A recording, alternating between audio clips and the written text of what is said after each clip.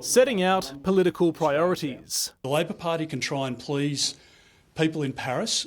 My job is to take care of the Australian people. For days, the coalition has been talking climate targets, saying it's committed to Paris climate goals, committed to net zero by 2050, but not committed to the government's 2030 target of 43%. And it won't be putting forward its own target before the next election. We'll look at the prevailing economic conditions after the next election, and we'll make announcements in due course. 2 years ago, in the wake of an election defeat, Liberal moderates were calling for the coalition to lock in new and more ambitious climate targets. Given the fact that we are looking like we will exceed that 2030 position of 26 to 28%, of course we should commit to being able to go further.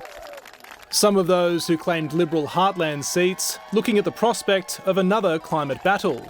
I think the coalition is making the wrong choice in its climate policy. People don't want to see the climate wars again. People want to move on. This is a backward step. This is a wedge to try and win, I think, the outer urban and other seats, but I think they have abandoned these inner city seats.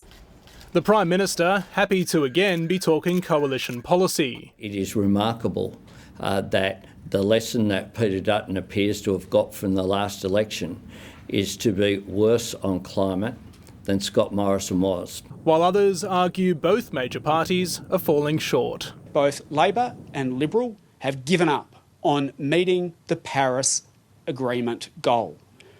The Liberals don't even pretend to care about it anymore. It's telling that 4 days after this issue first emerged, Peter Dutton is still clarifying details of his party's policy on climate targets. The rolling release has certainly frustrated some in his party room, and they haven't even reached the tricky part yet, the nuclear option. Tom Lowry, ABC News, Canberra.